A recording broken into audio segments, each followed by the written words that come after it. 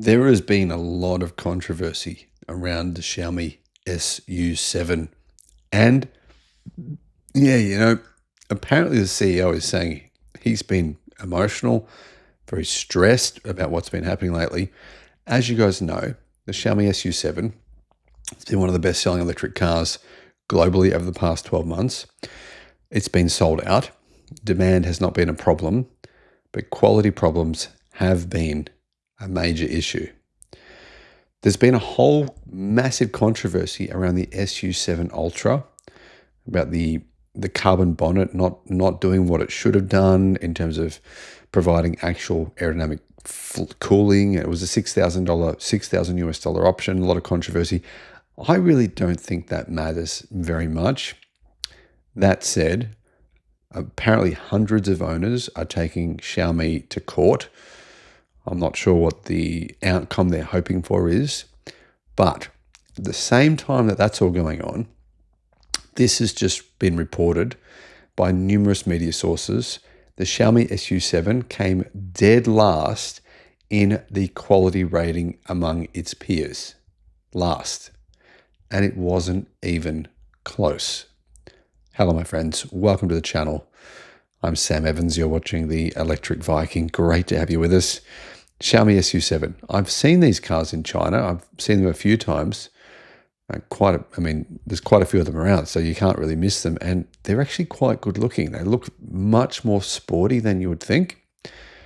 But the Xiaomi SU7 finished last in the 2025 first quarter China automobile quality ranking in the segment of large electric sedans. So that might sound like a small segment, but it's actually not.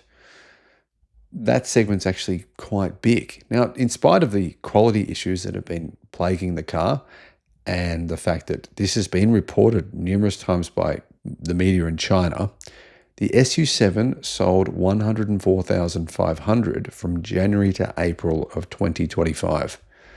That's pretty good sales, right? 104,500. And in fact, that basically means that they've sold every single one they've built. China Automobile Quality Ranking, though, is prepared by the China Automobile Quality Network, a like a government-run complaints platform created by the China Market Supervision Administration. This is not some sort of third-party JD Power type survey. This is the government taking calls on quality issues. Now, they accumulate reports and complaints from Chinese car owners about vehicle faults, says carnewschina.com, risks and defects. And it's all put together to establish how good or how the real reliability and quality of electric cars. Now, these reports are converted into penalty points. The more points, the lower the quality, or the perception of the lower the quality. Now, is this report completely accurate? Does this mean the Xiaomi SU7 is bad quality? Well, not necessarily. I'm going to assume there's quite a few factors that go into this, but it is still an interesting thing to give us a real snapshot of people's perceptions in China. The SU7 came last with 239 penalty points. Now, if you look at the chart here, guys, it's very interesting because, as you can see, there's a lot of models here. Now, some of these models are really not relevant to us outside of China because they're cars that are not sold outside of China. But you can see that the Zeekr 007 did really quite well. It was in about 6th place. So very, very good result for the Zeekr 007. Another car that did extremely well, very similar quality, was the Xpeng P7 Plus. Very, very similar to Zeekr 007. Both really good value cars. Then you can see there's multiple other cars here. There's Neos about middle of the pack. There's the ET7, the ET9, about middle of the pack there for them.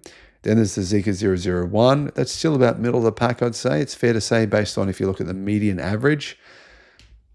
Now, further down, the Mercedes-Benz EQE. It's sort of dropping down towards the back end of the pack, the Mercedes-Benz EQE. Then you have the BYD Han. Now, the BYD Han, unfortunately, hasn't performed all that well. It has 194 points, so that puts it at about 7th last. The BMW i5 got the same amount of points as the BYD Han. Then you can see the Denza Z9 GT. Well, the Z9 GT was 4th last, which is a real surprise. The Denza Z9. I mean, it's basically BYD's premium brand. And the SU7 is way back in last, and it's not even close. No one's in the vicinity. It's like significantly, easily winning last place in the quality reliability rankings in China. Now, like I said before, there could be a variety of factors affecting this list. I don't know what those could be. Maybe they're selling a lot of cars. Maybe there's been some small issues reported that have been blown up into big ones. But ultimately, it doesn't look good. It doesn't look good for some manufacturers, and it does look good for other manufacturers. Now, I should mention who is in first place. I mean, first place is quite interesting here. Not what you would probably expect. In first place was the GAC Hiptech GT. So the GAC Hiptech GT appears to have come in and kind of quite easily come in first place with only 149 penalty points. And next behind it, it's 3 points behind. So kudos to GAC. GAC, they are bringing their electric cars globally. So they're going to be coming to places like Australia. They're meant to be here next year. They're actually meant to be here this year, but I'm going to guess that it's not going to happen until next year. But yeah, GAC, for quite a while there, they were selling 50,000 cars a month, 50,000 electric cars a month. Their sales have dropped off, though, significantly over the past 6 months, maybe even the past 8 months. Not really sure why that's happened, but either way, this survey information is interesting. Do you guys read much into it? Let me know what your thoughts are in the comments, and I'll see you again. Bye-bye.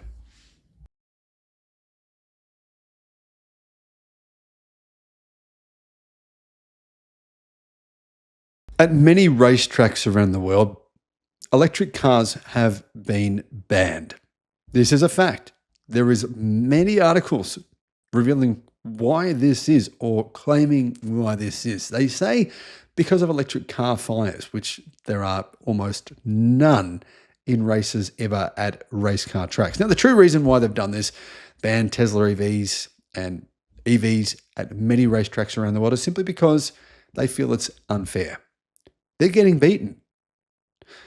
And that's all about to change. In fact, I honestly think that if these racetracks continue to ban electric cars, there'll be no cars to drive on them because these new electric cars are so incredibly fast that they make internal combustion vehicles look staggeringly slow.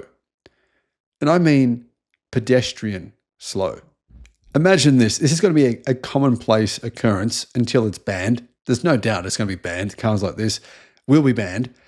But you turn up to your local race, right? You drive there in your car, which you can put your children in the back of. It's 5 seats. This car you just bought straight from the factory, didn't make any alterations whatsoever. Everyone else turns up with their race cars in their trailers that they've spent hundreds of thousands, if not millions of dollars on. You get on the track, and within one lap, you're literally streets ahead of everyone else.